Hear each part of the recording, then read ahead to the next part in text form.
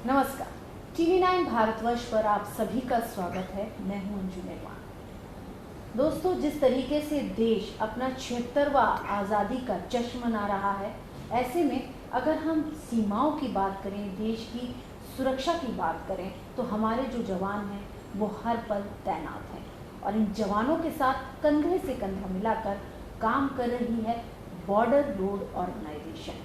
वो ऑर्गेनाइजेशन जो सीमाओं तक सड़कें, सुरंग और पुल बनाती है। कितनी इम्पोर्टेंट है और क्या उसकी भूमिका है, इस पर हमारे साथ बातचीत के लिए जुड़ रहे हैं बॉर्डर रोड ऑर्गेनाइजेशन के director general lieutenant general Rajeev Chaudhary. Sir, आपका TV9 पर स्वागत है। Thank you. सर, हम देख रहे हैं कि देश जो है वो 76वां आज़ादी का जश्न मना रहा है और बहुत बड़ी बात है कि आज भारत एक, अगर हम विश्व की बात करें तो एक महत्वपूर्ण स्थिति रखता है और विश्व के पटल पर अब भारत का नाम भी एक सुनहरे अक्षरों में अंकित है। देश अमृतकाल महोत्सव भी मना रहा है। लेकिन अगर हम सर सीमाओं की अगर बात करें, जहां पर हमारे जवान 24 घंटे तैनात रहते हैं, उनके साथ कंधे से कंधा मिलाकर बॉर्डर रोड ऑर्गेनाइजेशन काम कर रही है। देखिए, आपने बिल्कुल ठीक बोला कि भारत आज विश्व गुरु के स्थान पर है और ये हर क्षेत्र में है। आज अगर हम बॉर्डर रोड ऑर्गेनाइजेशन की बात करते हैं तो ये अतिशयोक्ति नहीं होगी कि अगर हम बोलें कि बॉर्डर रोड ऑर्गेनाइजेशन पूरे विश्व में एकमात्र ऐसी ऑर्गेनाइजेशन होगी जो इस तरह की ऊंचाइयों पर काम कर रही है। सबसे बड़ा मैं उदाहरण आपको दूंगा कि बॉर्डर रोड ऑर्गेनाइजेशन ने पिछले साल उमलिंगला पास पर, जो 19,024 फुट पर है, वहाँ पर संसार की सबसे ऊंची मोटरेबल रोड बनाई और विश्व पटल पर इंडिया का झंडा वहाँ पर उन्होंने फहराया। ये सबसे ऊंची जगह है जहाँ पर हमेशा किसी देश का झंडा फहरता है। तो और उसके साथ साथ ये केवल सड़क की बात है, ब्रिजेस और टनल्स की बात हम करें तो जो बॉर्डर रोड है इस जगह पर टनल्स बना रहा है जहाँ पर जिस तरह की ऊंचाइयां किसी भी देश में नहीं पाई जाती हैं। अभी गवर्नमेंट ऑफ इंडिया ने 15 फरवरी को इसी वर्ष शिंकुला टनल की घोषणा की है। जो टनल जब बन जाएगी पूरी तरह से, वो संसार की सबसे ऊंची टनल होगी 15,855 फुट पर। तो भारत जो है हर चीज में आज विश्व गुरु है, इंफ्रास्ट्रक्चर डेवलपमेंट में भी सबसे आगे है और जिस तरह की परिस्थितियों में बॉर्डर रोड ऑर्गेनाइजेशन के कर्मयोगी काम करते हैं, वो उस तरह की कंडीशंस पूरे विश्व में कहीं पर नहीं मिलती हैं और बहुत सारे चैलेंजेस हैं हमारे लोगों के सामने, जिसके बारे में मैं आपको बाद में बताऊंगा। सर, जैसे अगर हम भारत की भौगोलिक स्थिति की अगर हम बात करते हैं, भारत की जो सीमाएं हैं वो मित्र देशों से भी लगती हैं और जो दुश्मन देश हैं उनसे भी लगती हैं।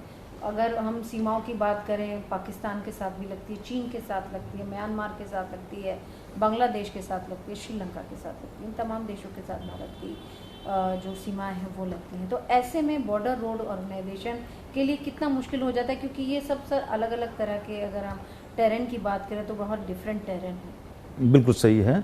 जब बॉर्डर रोड ऑर्गेनाइजेशन की स्थापना हुई 1960 में, तो हमारे 2 प्रोजेक्ट उस टाइम शुरू किए गए। एक बीकन था जो जम्मू कश्मीर रीजन में काम करता था और एक वर्तक था जो अरुणाचल प्रदेश में काम करता था। आज बॉर्डर रोड ऑर्गेनाइजेशन के 18 प्रोजेक्ट 14 स्टेट्स में काम कर रहे हैं, जो राजस्थान से लेकर पूरे लैंड बॉर्डर्स में, लास्ट म्यांमार के साथ में जो हमारा मिजोरम है, वहाँ तक हर राज्य में हम काम कर रहे हैं। दूसरा, जैसे आपने बताया कि किस तरह का टेरेन डिफरेंशियल होता है, कि राजस्थान में जैसे आपको पता है कि गर्मी बहुत पड़ती है और वहाँ पर 50 डिग्री तक टेम्परेचर जाता है। उसी तरीके से जब हम जम्मू कश्मीर और ख़ासकर लद्दाख में काम करते हैं तो वहाँ पर टेम्परेचर्स -30 -40 भी जाता है। तो उस तरह की cold climate, extra cold climate में हमारे प्रोजेक्ट्स काम करते हैं। 3 प्रोजेक्ट हमारे अभी लद्दाख में काम कर रहे हैं। प्रोजेक्ट विजायक जो हमारा नॉर्दर्न लद्दाख को देखता है, और प्रोजेक्ट हिमांक जो ईस्टर्न लद्दाख को देखता है, और प्रोजेक्ट योजक जो झंस्कार वैली को देखता है। उसी तरीके से अरुणाचल प्रदेश में जहाँ पर बहुत ज़्यादा बारिश होती है और वहाँ का वातावरण का जो चैलेंजेस हैं वो दूसरे तरीके के हैं। वहाँ पर बारिश भी होती है, कई जगह पे बर्फ़ भी पड़ती है, तो हमारे पास में वर्किंग विंडो बहुत लिमिटेड हो जाती है। वहाँ पर हमारे 4 प्रोजेक्ट अरुणाचल में ही लगे हुए हैं। इस तरीके से जो BRO है पूरे LC पर, IB पर और LAC पर तैनात है, और जो हमारी आर्म फोर्सेज हैं खासकर आर्मी के लिए सड़कें बना रहा है, ब्रिजेस और टनल्स बना रहा है। एयरफोर्स के लिए हमने 19 एयरफील्ड बनाए हैं अभी, और हमारे लोग इंडियन नेवी के लिए भी काम कर रहे हैं, कोस्ट गार्ड के लिए भी काम कर रहे हैं। हमारी एक टास्क फोर्स अंडमान निकोबार में भी तैनात है, वहाँ पर हमारे लोग सड़क बना रहे हैं, जेटी बना रहे हैं, और बाकी हैबिटेट और एलाइड स्ट्रक्चर का काम कर रहे हैं। सर, जैसे आपने लद्दाख की बात की, पूर्वी लद्दाख की अगर हम बात करते हैं तो चीन के साथ अभी बीते दिनों जो गलवान वाली झड़प हुई, ऐसे में हमारी जो गलवान की ही अगर हम लोकेशन की बात करते तो हमारी सड़कों की क्या स्थिति है? हमारे जवान वहाँ पर बाई रोड जाते हैं या किस तरीके से स्थिति है वहाँ? देखिए, पिछले 3 सालों में जून 2020 से और आज जैसे हम बात कर रहे हैं अगस्त में, बॉर्डर रोड ऑर्गेनाइजेशन में पूर्वी लद्दाख में बहुत ज़्यादा इंफ्रास्ट्रक्चर का निर्माण किया है। DSDBO रोड को पूरा बनाया है, और वहाँ पर बहुत तरह के चैलेंजेस थे, हाइट के चैलेंजेस थे, वहाँ पर टेरेन के चैलेंजेस थे, और वहाँ पर जब हमने ब्रिज बनाया है उसमें जो उसकी बियरिंग कैपेसिटी थी श्योक रिवर में वो बहुत कम थी, उसके लिए हमने माइक्रो पाइलिंग का इस्तेमाल किया। इसी तरीके से हमने मार्सी मिकला, गलवान और डेमचौक तक सड़कें बनाई हैं। अभी हम ऑल्टरनेट कनेक्टिविटी DBO तक भी बना रहे हैं, जो ससोमा से सासरला और ब्रांगजा होती हुई गैप्शन से DBO जाएगी। इस तरह के काफ़ी काम कर रहे हैं हम अभी पूर्वी लद्दाख में। और ये सड़क जो हमने अभी बात की थी उमलिंगला चिशुमले से डेमचौक 52 किलोमीटर की, ये पूर्वी लद्दाख में ही है ये सड़क। सर, आपने जैसे पूर्वी लद्दाख की बात की, कुछ लोकेशन हमने भी देखी, जैसे हमने चुशूल मीटिंग पॉइंट जो कि सबसे इम्पॉर्टेंट है, इस वक्त हॉट टॉपिक भी है क्योंकि भारत चाइना की जो टॉक है वो वहाँ पर होती है, और पेंगोंग सो का जिक्र होता है। वहाँ पे सर एक रोड बनाई जा रही है क्योंकि इंडस रिवर के पैरेलली एक प्रोजेक्ट किया जा रहा है, उसके बारे में सर थोड़ा बताएं। हाँ, आपने ये प्रश्न बहुत अच्छा है। चिशूल डुंगटी फुकचे डेमचौक, ये तकरीबन 121 किलोमीटर लंबी सड़क है, जिसका जो सैंक्शन था वो इसी साल 21 जनवरी को हुआ, और 26 जनवरी से हमने उस पर काम शुरू कर दिया है, और ये बहुत तेज़ी से हम उस पर काम कर रहे हैं। और हमारा ध्येय है कि अगले साल वर्किंग सीज़न में, मतलब अक्टूबर तक इसको ख़त्म भी कर देंगे। तो ये बहुत महत्वपूर्ण है। ये ज़्यादातर LAC के साथ तकरीबन 10 से 15 किलोमीटर के डिस्टेंस पर है, और इंडस के साथ साथ ये सड़क होगी, जो हमारी फोर्सेस, आर्म फोर्सेस को डिप्लॉयमेंट के लिए बहुत उसका सहयोग होगा इस सड़क का। सर, जैसे कि आपने बताया कि LAC से बेहद नज़दीक है, 10 से 15 किलोमीटर का दायरा है। कई बार ऐसा भी होता है कि जो पड़ोसी जो है, हमारे पड़ोसी को हमारी तरक्की और हमारा इंफ्रास्ट्रक्चर पसंद नहीं आता। अगर हम लद्दाख की ही अगर बात करें तो काम करने में दिक्कत होती है, कभी ऐसा भी मौका आता है? नहीं, ऐसा तो हमें अभी तक तो मौका नहीं आया है। इस तरह की जो समस्याएं होती हैं, जो बातचीत से आर्मी उनको हैंडल करती है। BRO अपना जो काम हमें सुनिश्चित किया जाता है उसको बहुत मुस्तैदी से और बहुत लगन से काम करती है। तो इस सड़क बनाने में हमें अभी इसमें कोई अड़चन अभी नहीं आई है। अगर सर हम पूर्वी लद्दाख की और मतलब LOC से लेकर LAC तक की अगर हम बात करें, भारत का ये विजय पथ है, जिसका विजय पथ जो कि BRO जो है वो भारत को ये विजय पथ बना के दे रहा है। अब तक सर कितनी टोटल सड़कें बन चुकी हैं अगर हम इस तरीके से इस जोन की अगर हम बात करें, क्योंकि ट्रेड जो है सर ज़्यादा इसी इलाके में है भारत? बिल्कुल सही है। आपको मैं बताना चाहता हूँ कुछ आंकड़े कि तकरीबन 3500 किलोमीटर की सड़कें लद्दाख में हम अब तक बना चुके हैं, और 1500 किलोमीटर की सड़कों पर अभी भी काम चल रहा है आगे के आने वाले समय में। और इसमें लद्दाख में जो हम अपना बजट बताएं अगर हम पूरे BRO का, तो तकरीबन 30% बजट हमारा लद्दाख में लगाया जाता है, और 40% 40 से थोड़ा कम 38% के करीब अरुणाचल में। तो ये 2 राज्य हमारे लिए बहुत महत्वपूर्ण हैं सामरिक दृष्टि से भी, और जो इनकी कनेक्टिविटी है, दूर दराज के इलाके हैं, गांव हैं, वो भी अभी 75 सालों में जोड़े नहीं गए। लेकिन आज की जो गवर्नमेंट है उन्होंने इसके बारे में सोचा है, और जो आगे के हमारे गांव हैं, जो लोग हमारे बहुत मुश्किलों में रहते हैं और जो कनेक्टेड नहीं रहे अभी तक, उनको भी हमारी सड़कें, क्योंकि सड़क तो सड़क है, वो हम आर्मी के लिए बना रहे हैं, बट उसमें जो वहाँ के लोकल लोग हैं वो भी इस्तेमाल करते हैं, टूरिस्ट भी इस्तेमाल करते हैं। आज जैसे आप गए थे अपने चैनल की तरफ से उमलिंगला पर गए, उमलिंगला पर आज टूरिज़्म बहुत बढ़ गया है। लोग वहाँ पर इसलिए आते हैं क्योंकि वो संसार की सबसे ऊंची सड़क है। वहाँ पर हमने ऑक्सीजन कैफ़े भी खोल दिया है, जो संसार का सबसे ऊंचा ऑक्सीजन कैफ़े है, और उस पर लोग वहाँ पर आके उनको एक थ्रिल मिलती है, एक अच्छा एडवेंचर मिलता है। और वहाँ पर हमने ऑक्सीजन कैफ़े की स्थापना भी की, जिससे लोगों को अगर कष्ट हो तो वो उसका इस्तेमाल कर सकते हैं और सेल्फी खींचते हैं लोग, अपने सोशल मीडिया पर डालते हैं। तो इस तरह की सड़कें जो हैं, ये ना केवल सामरिक दृष्टि से हमें मजबूत कर रही है, हमारी सिक्योरिटी फोर्सेस को, बल्कि टूरिज्म में भी बहुत बढ़ावा देती है। और कुछ सड़कें हमारी खासकर उत्तराखंड में ऐसी हैं, जो चार धाम प्रोजेक्ट है, भारतमाला प्रोजेक्ट है, वो हमारे जो बहुत कठिन जगहों पर हमारे कुछ धार्मिक स्थल हैं जहाँ पर श्रद्धालु लोग ज़्यादा जाना चाहते हैं, उनके लिए भी एक वरदान के तरह साबित होती हैं। अभी पिछले साल ही हमें अमरनाथ यात्रा में लोग काफ़ी जाते हैं लोग, और जो वहाँ की यूटी JNK ने हमें खासकर वो ट्रैक BRO को दिए पहली बार कि आप इनको बनाएं, तो BRO ने उनको 4 फुट के होते थे, वो 5 फुट के, स्पेशली बालटाल वाला जो ट्रैक है उसको चौड़ा किया 12 फुट तक, उस पर रेलिंग लगाई और तरह तरह की सुविधाएं दी उसमें, और पहलगांव वाला रूट भी। तो लोग जो जा रहे हैं, जो हर साल जाते हैं, उनको बहुत राहत मिली और वो उसके बारे में बहुत अच्छा बोलते हैं। तो इस तरह के कई काम हमें मिलते हैं। हम 5 मिनिस्ट्रीज़ के लिए काम करते हैं, जिसमें हर तरह की सड़कों का निर्माण, पुलों का निर्माण हम करते हैं। सर, जैसे आपने उमिंगला का जिक्र किया, मैं खुद भी उमिंगला टॉप मैंने जाके देखा पूरा, वहाँ पे बड़ी ऑक्सीजन की भी दिक्कत होती है और ऑक्सीजन एक बूथ भी वहाँ पर बनाया गया है।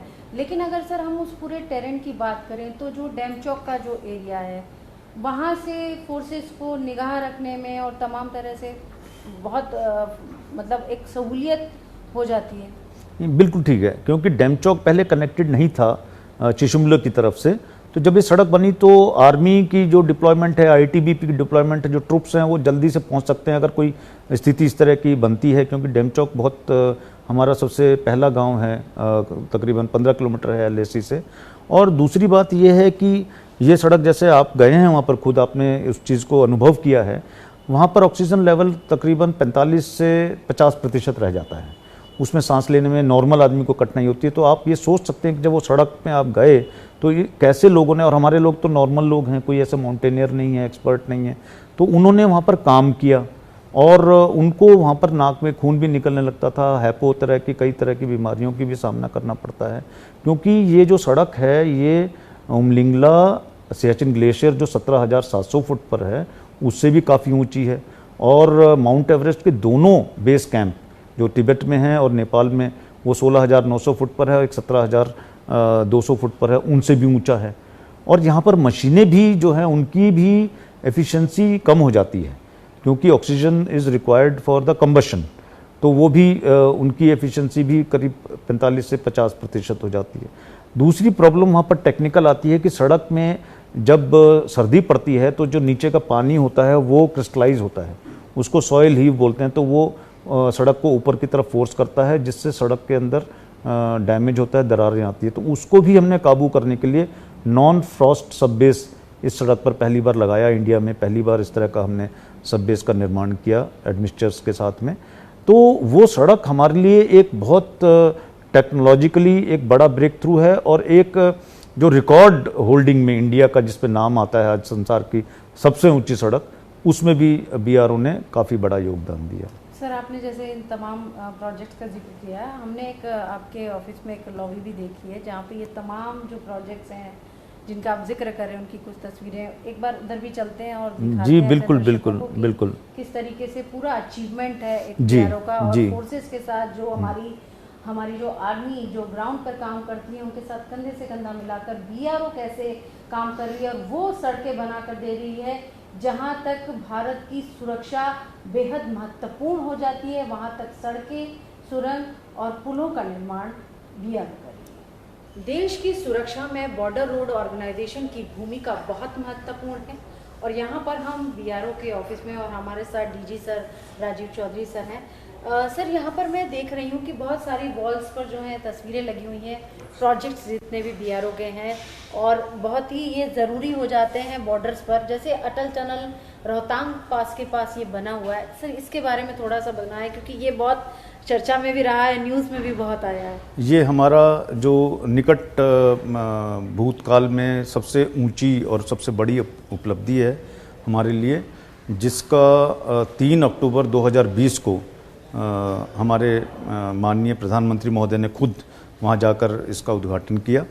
अटल टनल संसार की सबसे लंबी टनल है, 9.02 किलोमीटर पर 10,000 फुट से ऊपर, और इसके बाद से हमने पीछे मुड़कर नहीं देखा। ये हमारी बीआरओ की पिछले 60 सालों में ये दूसरी टनल थी जो बीआरओ ने बनाई, और पिछले 3 सालों में इसके बाद में हमने 4 टनल और बनाई हैं। तो और आज हम 10 टनलों पे काम कर रहे हैं और 7 टनल हमारी प्लानिंग स्टेज में हैं।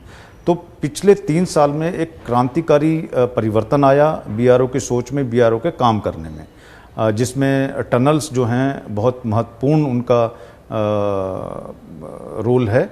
और आज विश्व भारत की तरफ देखता है जब हम हाई एल्टीट्यूड टनल्स की बात करते हैं।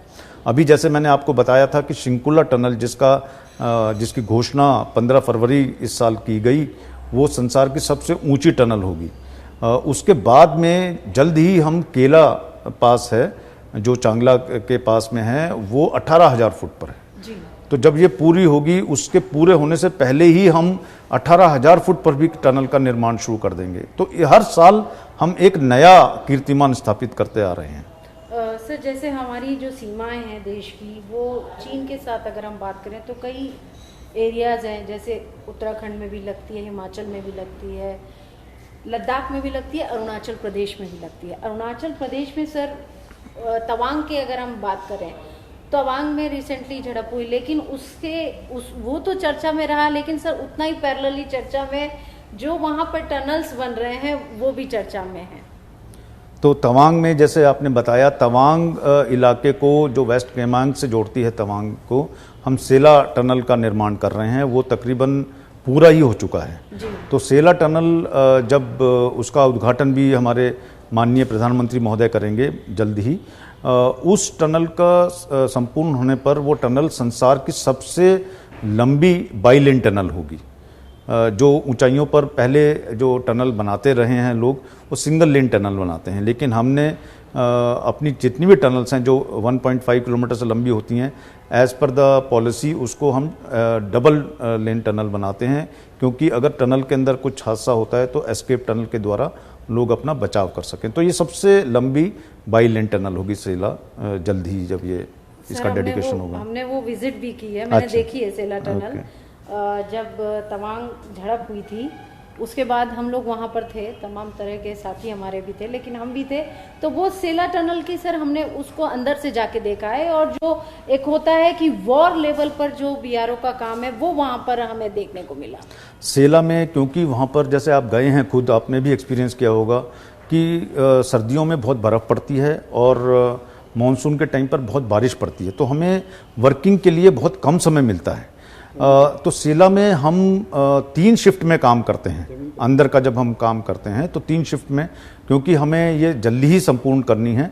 सेला टनल का काम 15 जनवरी 2021 को शुरू हुआ और आज हम 2023 में हैं और 2 साल के अंदर इसका निर्माण हमने कंप्लीट किया। बहुत तेज़ी से काम हुआ है। सर यहाँ पे अभी हम एक ये देख रहे हैं, इधर और भी ये जो ब्रिज बना हुआ है श्रीमन, ये इस ब्रिज के बारे में सर बताएं, क्योंकि ब्रिज सर हमने अभी जब हम गए थे तो हमने ब्रिज भी देखे थे।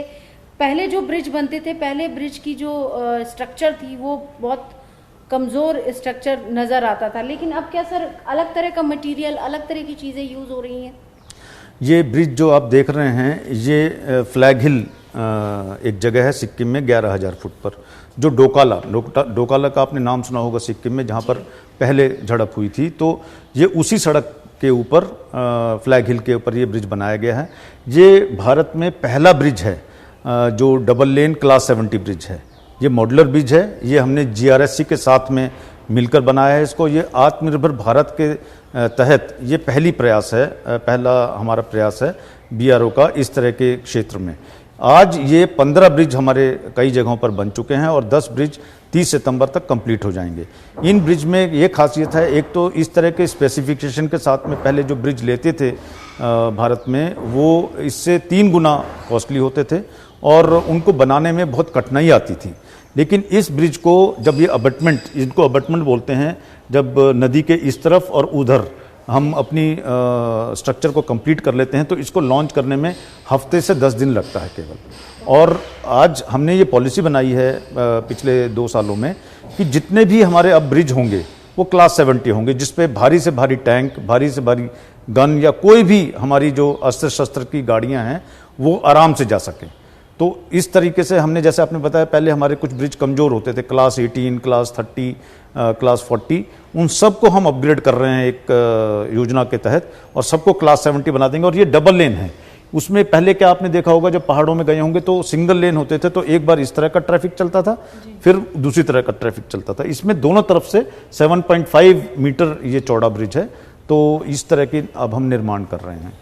सर यहाँ पर देखिए, हमने अभी ये मिंगला की आप जिक्र भी कर रहे थे, इस प्रोजेक्ट को सर बनाते वक्त बहुत सारी डिफिकल्टी भी आई होगी।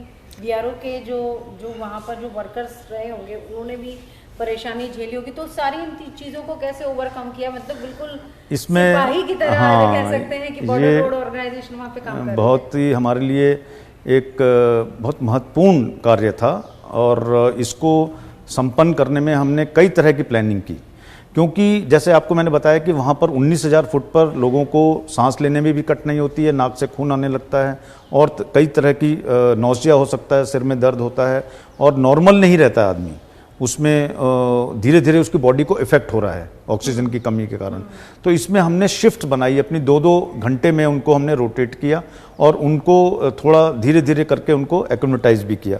और इस सड़क को हमने करीब, जो इसकी पूरी ब्लैक टॉपिंग थी, 52 किलोमीटर की सड़क है ये, चिशुमले से डेमचौक, उसको 5 महीने में इसकी पूरी उसका निर्माण किया। सर जैसे ये तमाम हम प्रोजेक्ट जो आप लोग ऑलरेडी जो बीआरओ है वो कर चुकी है, कंस्ट्रक्शन हो चुकी है, यहाँ पे अशोक रिवर का भी ब्रिज दिख रहा है। लेकिन सर अगर हम बात करें और अगर हम आगे जाते हैं, पूर्वी लद्दाख की अगर हम न्योमा की बात करते हैं, वहाँ पे सर एक हवाई पट्टी जो है वो बीआरओ के द्वारा बनाई जा रही है, उसके बारे में सर थोड़ा बताएं कि कब तक वो देश को मिलेगी और हमारी जो फोर्सेस की, जो ट्रूप्स की जो मूवमेंट है वो और इजी हो सकेगी और हम उतने ही आक्रामक या फिर कह सकते हैं सचेत तरीके से अपने बॉर्डर पर रखवाली कर सकते हैं। न्योमा एयरफील्ड पे हमने ऑलरेडी काम शुरू कर दिया है और न्योमा एयरफील्ड जब ये बनकर तैयार होगा, ये संसार में सबसे ऊंचे एयरफील्ड्स में से इसका नाम होगा। ये तकरीबन न्योमा जो है 14,000 फुट प्लस पर है और ये एज क्रो फ्लाइज, जैसे हम सीधी अगर दूरी नापें तो LAC से 30 किलोमीटर के करीब है ये। और ये सामरिक दृष्टि से एयरफोर्स और आर्मी दोनों के लिए ये बहुत ही महत्वपूर्ण है, जिसमें हमारी फोर्सेस को अगर डिप्लॉय करना पड़े जल्दी से तो यहाँ से हमारे हवाई जहाज जो है उड़ान ले सकते हैं और हमारी फोर्सेस को जहाँ पर भी डिप्लॉय करना है वहाँ पर हम तेज़ी से कर सकते हैं। तो न्योमा हमारे लिए बहुत महत्वपूर्ण है और इसको हम 2 वर्किंग सीजन में, अगले साल हम इसको ख़त्म कर देंगे, इसकी जो कंस्ट्रक्शन है, तो उस तेज़ी से हम काम कर रहे हैं न्योमा पर। सर जैसे अगर हम अदर बॉर्डर की, नॉर्थ ईस्ट की अगर हम बात करें, उस एरिया की अगर हम बात करें, तो वहाँ पर बीआरओ का किस तरीके का काम है, किस तरीके के प्रोजेक्ट्स वहाँ पर बीआरओ लेकर आया है? देखिए, नॉर्थ ईस्ट में सबसे महत्वपूर्ण हमारे लिए है अरुणाचल प्रदेश, जिसमें जैसे मैंने आपको पहले भी बताया कि 4 प्रोजेक्ट हमारे वहाँ पर तैनात हैं। 4 प्रोजेक्ट लगातार दिन रात काम कर रहे हैं, जिसमें टनल्स हैं, ब्रिजेज़ हैं और सड़कें हैं। और अभी हाल ही में सरकार ने जो अरुणाचल फ्रंटियर हाईवे का भी की घोषणा की है, 1800 किलोमीटर के करीब होगा, जो सबसे आगे वाले जो गांव और पोस्ट्स हैं उनको जोड़ेगा। और उसके साथ साथ अभी हमारे माननीय गृह मंत्री भी गए थे कुबितू विलेज, जो सबसे पहला विलेज है अरुणाचल प्रदेश का ईस्ट में। वहाँ पर जाकर उन्होंने वाइब्रेंट विलेज पैकेज की भी घोषणा की, जिसमें 661 गांव होंगे जिनको एक मॉडर्नाइज किया जाएगा और उसमें ज़्यादा सुविधाएं दी जाएंगी। उसमें से 441 गांव जो हैं अरुणाचल में ही हैं। तो अरुणाचल में हमारा इंफ्रास्ट्रक्चर डेवलपमेंट पे बहुत ज़्यादा जोर है।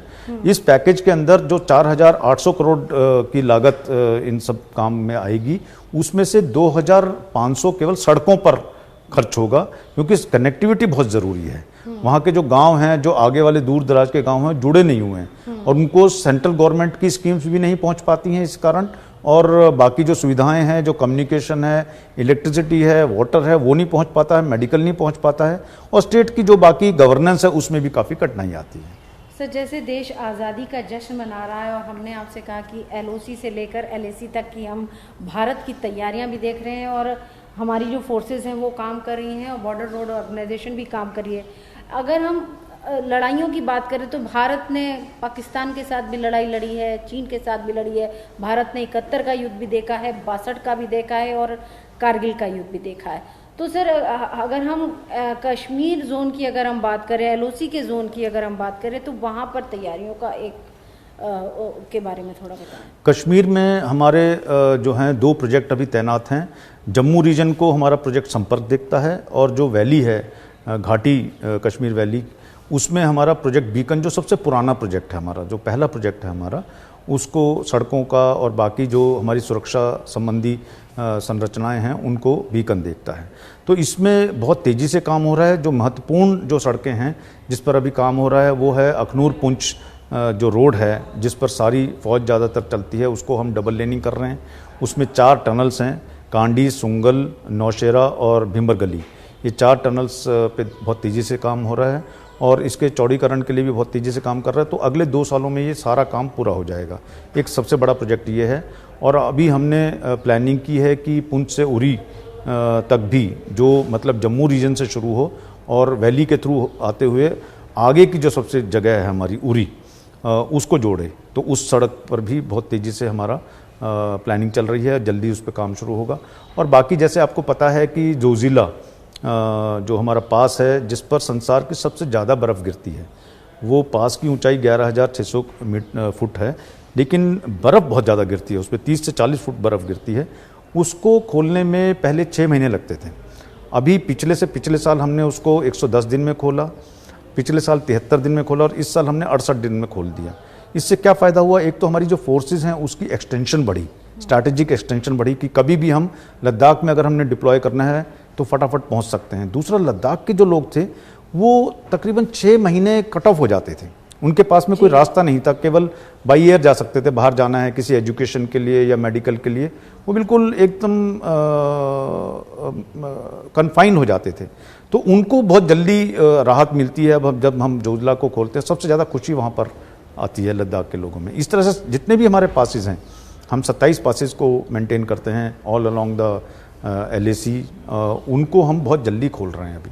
सर, यहाँ पे एक ये श्योक रिवर है, इस ब्रिज को भी मैंने विजिट किया था जी। इस रिवर के बारे में कहा जाता है डेथ ऑफ रिवर है। बिल्कुल, अफगानिस्तान से जब लोग घुसने की कोशिश बिल्कुल, करते थे तो यहाँ आके उनकी ज़्यादातर डेथ हो जाती थी। बिल्कुल। इस प्रोजेक्ट पे सर, यहाँ पर जब ये ब्रिज बनाया गया तो डेफिनेटली बहुत डिफिकल्ट रहा होगा, बहुत मुश्किल आई होगी उस समय भी यारों को, क्योंकि ये इस नदी का जो फ्लो है सर, हमने पूरा वो टेरन देखा है, बहुत तेज नदी बहती है। आप कौन से महीने में गए उधर? अभी सर रिसेंटली मैं गई थी। तो अभी 2 महीने बाद और जाएंगे, अभी अगस्त के एंड में और सितंबर में इस पानी की क्वांटम और बढ़ जाएगा, क्योंकि जैसे जैसे ऊपर ग्लेशियर पिघलता है तो पानी का क्वांटम इसमें बढ़ता है। तो जैसे इस सड़क, इसमें ब्रिज में देख रहे हैं, ये पियर है एक जी। ये 120 मीटर का पूरा पुल है, तो ये 30 मीटर पे है और यहाँ से 90 मीटर वो अबटमेंट है उस तरफ की। तो इस पियर को बनाने में हमें काफ़ी कठिनाई आ रही थी, तो ये पियर नहीं बन पाता था हमारा। कई सालों से हम इस पे सोच विचार कर रहे थे। तो इस बार हमने ये एक निर्णय लिया कि इस पियर को, क्योंकि गर्मी में जैसे आपने बताया खुद की पानी का बहाव और पानी का क्वांटम भी बहुत तेज़ हो जाता है, उसमें इस पियर को बनाना बहुत मुश्किल हो जाता है। तो इसको हमने विंटर्स में बनाया, जब वहाँ का टेम्परेचर, ये 12,200 फुट पर है ये जगह, श्योक सबसे आगे का गाँव है हमारा। तो इसको हमने पियर को विंटर्स में शुरू किया, जब -30 डिग्री टेम्परेचर होता है। तो आप समझ सकते हैं उस टेम्परेचर्स पे हमारे लोगों ने यहाँ पर काम किया। अगर आप किसी भी लोहे की चीज़ को भी हाथ लगा दें, खुला हाथ जो जिसमें ग्लव ना हो, तो वहाँ चिपक जाएगा, वो सारी स्किन उससे निकल जाती है, इतना ज़्यादा ठंड होती है। तो उन सब कंडीशंस को हमने देखते हुए अपने प्लानिंग की और इस ब्रिज का निर्माण हमने विंटर्स में किया। इसका पिछले साल 28 अक्टूबर को यहाँ पर पहली बार कोई रक्षा मंत्री यहाँ पर गए और इस ब्रिज का उद्घाटन उन्होंने अपने कर कमलों से किया और देश को समर्पित किया। और यहाँ के लोग बहुत खुश हुए जब पहली बार रक्षा मंत्री महोदय गए वहाँ पर, उनसे बातचीत की उन लोगों से। तो ये एक सामरिक दृष्टि से भी, और उस गांव को जब ये जुड़ा तो ये एक बहुत बड़ा मैसेज जाता है सभी आवाम को जो वहाँ पर दूर दूर गांव हैं कि हम धीरे धीरे सबको जोड़ रहे हैं। जी जी। और इसके बारे में भी मैं आपको बताना चाहता हूँ, ये बहुत एक आइकॉनिक पिक्चर है जिसमें हमारे माननीय प्रधानमंत्री महोदय हमारी जो पूरी बीआरओ की ऑर्गेनाइजेशन है उसमें सबसे ऊपर होता है हेडक्वार्टर डीजीबीआर, जहाँ पर हम बातचीत कर रहे हैं। उसके बाद में 2 एडीजी हमारे, एक गुवाहाटी में है ईस्ट प्रोजेक्ट्स के लिए और वेस्ट प्रोजेक्ट्स के लिए चंडीगढ़ में है। उसके नीचे हमारे 9 चीफ इंजीनियर यहाँ पर काम करते हैं वेस्ट में और 9 चीफ इंजीनियर ईस्ट में काम करते हैं। चीफ इंजीनियर के नीचे टास्क फोर्स होती है, टास्क फोर्स के नीचे रोड कंस्ट्रक्शन कंपनी होती है और उसके नीचे प्लाटून होती है। प्लाटून के अंदर डिटैचमेंट होता है, सबसे छोटा जो हमारी इकाई है वो डिटैचमेंट होती है। तो ये माना विलेज में है जो हमारी डिटैचमेंट है सबसे छोटी। उसमें प्रधानमंत्री महोदय ने ये डिसाइड किया 22 अक्टूबर 22 को, पिछले साल, यानी वो माना गए थे और वहाँ से उन्होंने हमारी 2 सड़कों का शिलान्यास किया, माना से माना विलेज, माना पास, और जोशीमठ से मलारी। 997 करोड़ की इनकी लागत है और वो हमारी डिटैचमेंट में रहे, वहीं पर खाना खाया। वहाँ पर जो हमारा जो लेबर होते हैं वो खाना बनाते हैं, क्योंकि वहाँ पर हर जगह कुक हमें ऑथराइज नहीं है, तो उनके हाथ का उन्होंने खाना खाया। तो एक बहुत बड़ा मोरल बूस्टर, एक सांकेतिक एक्ट था। जमीन से जुड़े हुए हैं और हम लोगों के साथ में बैठे बात की। और जैसा आप देख रहे हैं सब हमारे यहाँ ये टास्क फोर्स कमांडर हैं और बाकी हमारे चीफ इंजीनियर भी हैं यहाँ पर, गवर्नर महोदय, चीफ मिनिस्टर महोदय सब थे हमारे, ये कुछ हमारे लेबर भी हैं। तो उन सब के साथ में उन्होंने मतलब ये अपना दिन गुजारा वहाँ पर और इससे हमें बहुत एक मोरल बूस्टिंग हुई हमारे लिए। तो सर हम देख रहे हैं कि बॉर्डर रोड ऑर्गेनाइजेशन ने बहुत क्रांतिकारी ढंग से बॉर्डर पर काम किया है। फोर्सेस की जो डिप्लॉयमेंट है उसको और गति देने के लिए तमाम सामान भी वहाँ पहुँचते हैं, हथियार भी जाते हैं, टैंक्स भी हम देख रहे हैं सब अब पुल पे जा रहे हैं। तो क्या नई टेक्नोलॉजी कुछ का भी इस्तेमाल हो रहा है? क्योंकि अगर हम पीछे के हमने जो कंस्ट्रक्शन देखे हैं वो थोड़े से डल थे, लेकिन अभी जो हम तमाम तरह का जो काम देख रहे हैं बीआरओ का वो बहुत डिफरेंट है और बहुत अलग तरह से लगता है कि बहुत मजबूत काम किया जा रहा है नई टेक्नोलॉजी के साथ। देखिए, जो हमें सड़क बनाने में जो कठिनाइयाँ आती हैं, जो चैलेंजेस आते हैं, उसको जब हम ओवरकम करते हैं तो नई टेक्नोलॉजी का इजाद होता है, नई टेक्नोलॉजी का इस्तेमाल होता है। जैसे हमें ईस्टर्न स्टेट्स में सड़क बनाने में सबसे बड़ी प्रॉब्लम ये आती है कि वहाँ पर जो एग्रीगेट है वो उसकी क्वालिटी बहुत कमज़ोर है, उससे सड़क की जो स्ट्रेंथ है वो पूरी नहीं आती है। तो हमने स्टील स्लैग, पहली बार इंडिया में स्टील स्लैग सड़क बनाने में बीआरओ ने इस्तेमाल किया अरुणाचल प्रदेश में। उसमें क्या है कि आपको पता है कि भारत स्टील का दूसरे नंबर पर है, जो उत्पादन करता है स्टील का 143 मिलियन टन्स का, और उसमें से तकरीबन 15 से 16% मतलब करीब 22 मिलियन टन जो है वो वेस्ट होता है, स्टील स्लैग जिसको बोलते हैं। उस स्लैग को हमने टाटा जमशेदपुर से लिया और उसको हम अरुणाचल प्रदेश लेके गए, पूरी एक ट्रेन, और वहाँ पर सड़क निर्माण में इस्तेमाल किया। दूसरा प्लास्टिक भी एक हमारा इन्वायरमेंट को एडवर्सली इम्पैक्ट करता है, और उस प्लास्टिक को जहाँ पर भी हम ईस्ट में खासकर सड़कें बनाते हैं उसमें प्लास्टिक को बहुत बारीक महीन उसको हम श्रेड करते हैं, हमारे पास मशीन्स हैं, और उसको बिटुमिन के साथ में मिक्स करके सड़क का निर्माण होता है। तो वो ये दोनों जो हमारी तकनीक है, नई चीज़, ये पहली बार भारत में बीआरओ ने ही इस्तेमाल की हैं। और ये वेस्ट टू वेल्थ जो हमारे माननीय प्रधानमंत्री महोदय का एक सोच है कि जितनी भी वेस्ट है उसको आप वेल्थ में कन्वर्ट करें, तो प्लास्टिक और स्टील स्लैग ये एक नई चीज़ हमने इस्तेमाल की है। उसके साथ साथ सीमेंटेशियस बेस, जहाँ पर एग्रीगेट जैसे कमज़ोर होता है, हमारी टीसीसी टाकसिंग, टीसीसी माजा, अरुणाचल की सड़कें हैं, वहाँ पर हमने सीमेंटेशियस बेस का इस्तेमाल किया है। इसके साथ में cut and fit technology, east में बारिश बहुत होती है तो वहाँ पर जब सड़क बनाते हैं तो उसमें डिसरप्शन आता है और हमारे लिमिटेड 5-6 महीने मिलते हैं। तो हमने क्या किया कि जो एक पांगिंग से एक सड़क बनाई पांगिंग में, जिसमें हमारी जितने भी सड़क के कंपोनेंट होते हैं, उसमें ब्रेस्ट वॉल हुई, उसमें हमारा ड्रेन हुआ, उसमें रिटेनिंग वॉल हुई, उसमें जो हमारा पेमेंट है वो भी पेमेंट के ब्लॉक्स, उसको नीचे हमने ज़मीन पर नीचे प्लेन्स में कास्ट किया, प्री कास्ट किया और फिर लेके गए और वहाँ पर उनको प्री स्ट्रेस केबल से जोड़ा।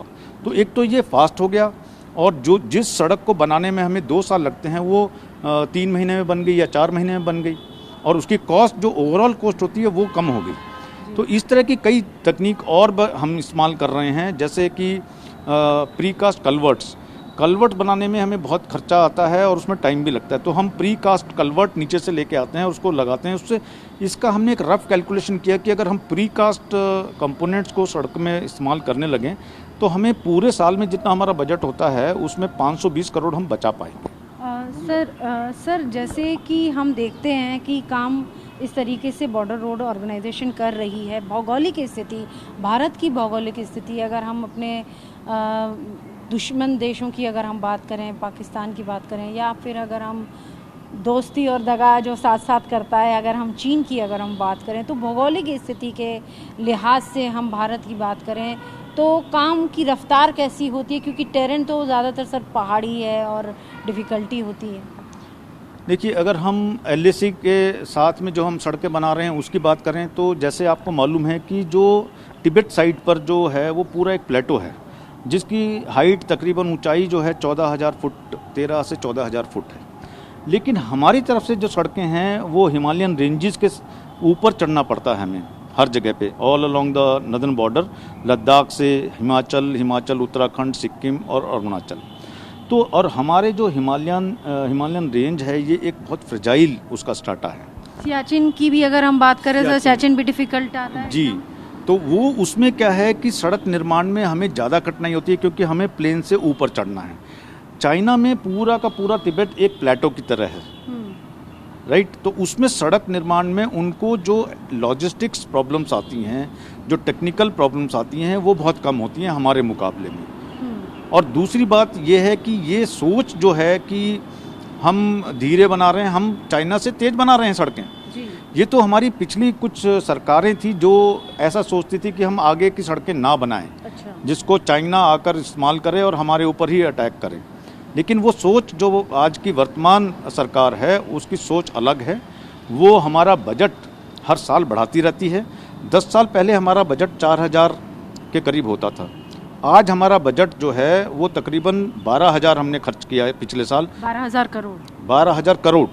तो आप देखिए कि 4 या 12, 3 गुना हो गया और हमारा जो ध्येय है इस बार हम 15,000 के करीब खर्च करेंगे।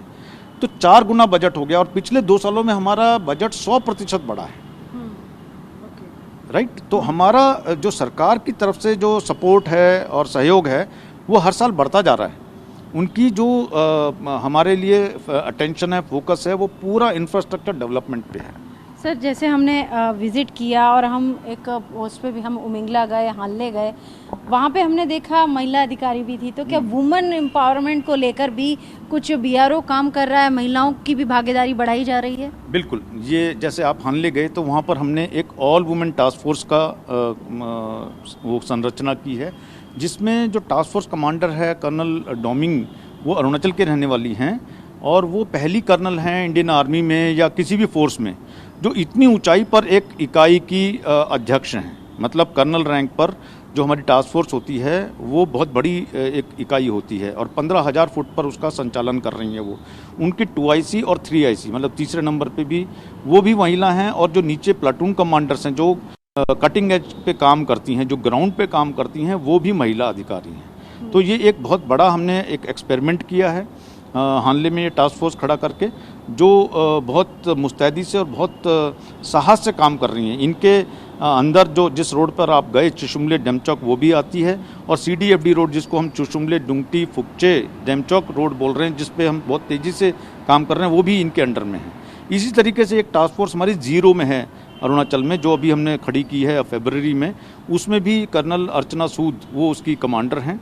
इससे पहले हमने ऑल वुमेन RCC बनाई थी पीपल कोटी में, जिसका जो जिम्मेवारी थी वो पीपल कोटी से माना पास तक पूरा एक मेजर आईना है। इंडियन आर्मी की पहली ऑफिसर जो RCC की OC बनी, ऑफिसर कमांडिंग, उनके नीचे भी सारी जो प्लाटून कमांडर थी वुमेन थी। इसी तरीके से वैशाली हिवा से हमारी एक OC RCC थी जो उत्तराखंड में ही MBM रोड पर जो मिलाम बुगद्यारी और मुंशियारी सड़क पर काम कर रही थी।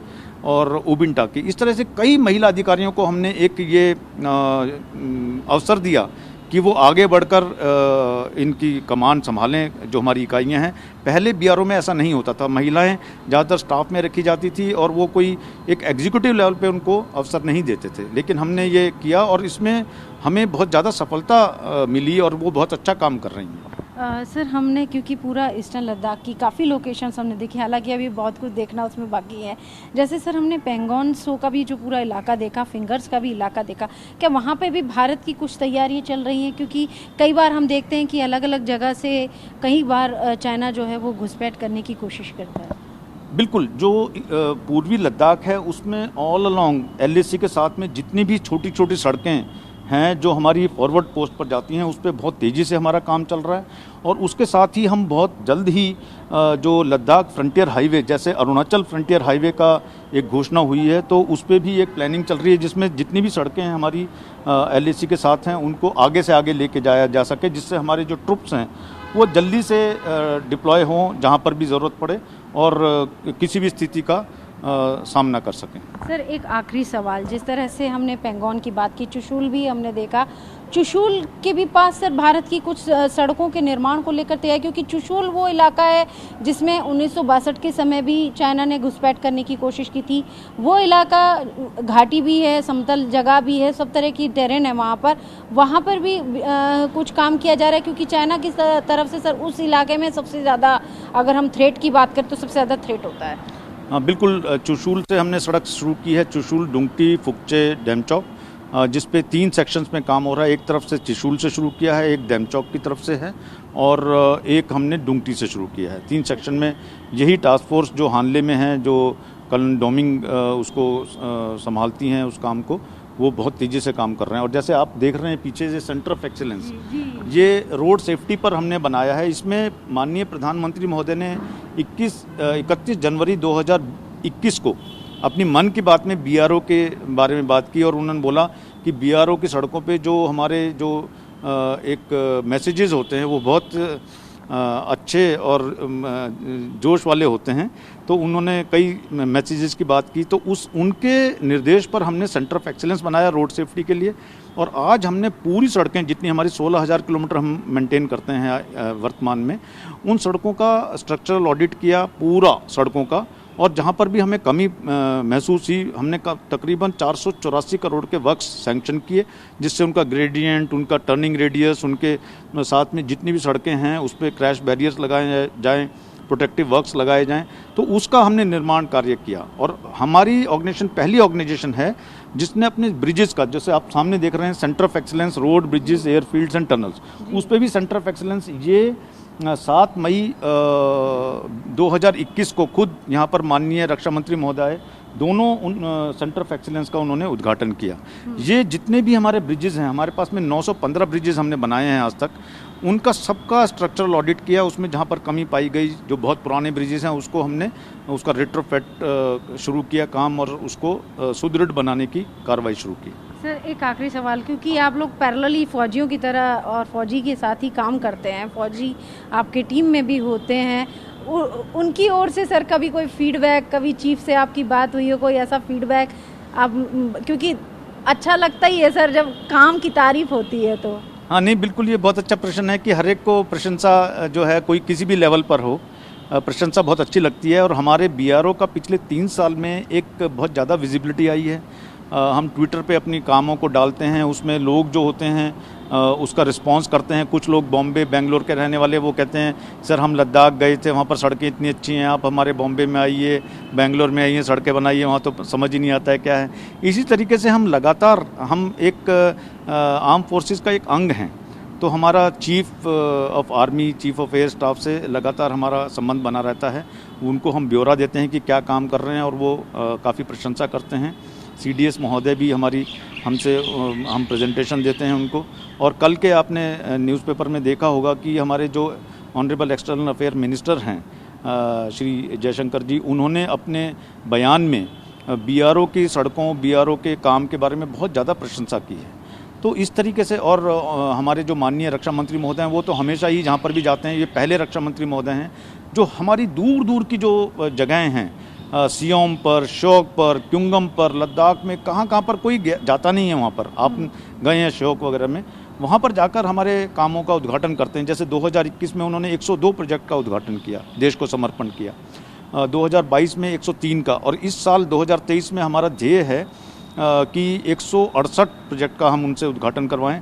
पहला जो उसकी जो क्वांटिटी है 75 प्रोजेक्ट, वो शायद हम अगले महीने उनके द्वारा, उनके कर कमलों के द्वारा उनका उद्घाटन करेंगे, वो किसी जगह से जाकर, शायद जम्मू से। तो इस तरह से ये भी एक बहुत बड़ी प्रशंसा है। और राज्य रक्षा मंत्री भी कई जगह पर हमारे प्रोजेक्ट्स में जाते हैं। अभी जैसे पूना गए थे, हमारा जो स्थापना दिवस है 7 मई को हम मनाते हैं, वहाँ पर जाके उन्होंने कई चीज़ों का इनॉग्रेशन किया, कई चीज़ों की बात की, प्रशंसा की। तो ये लगातार बीआरओ की जो एक विजिबिलिटी और बीआरओ को जो प्रशंसा के पुल बांधे जाते हैं, उसकी अपेक्षाएं जो लोगों की हैं हमसे, वो भी बढ़ती हैं। तो उससे हमें और ज़्यादा काम करने का एक लगन मिलती है और ज़्यादा काम करने का एक हौसला बढ़ता है। तो इसी तरीके से काम बढ़ता जा रहा है और प्रशंसा भी मिलती है। वो सारे हमारे कर्मयोगी जो हैं, दिन रात लगे रहते हैं, बहुत कर्मठ और बहुत साहसी लोग हैं ये।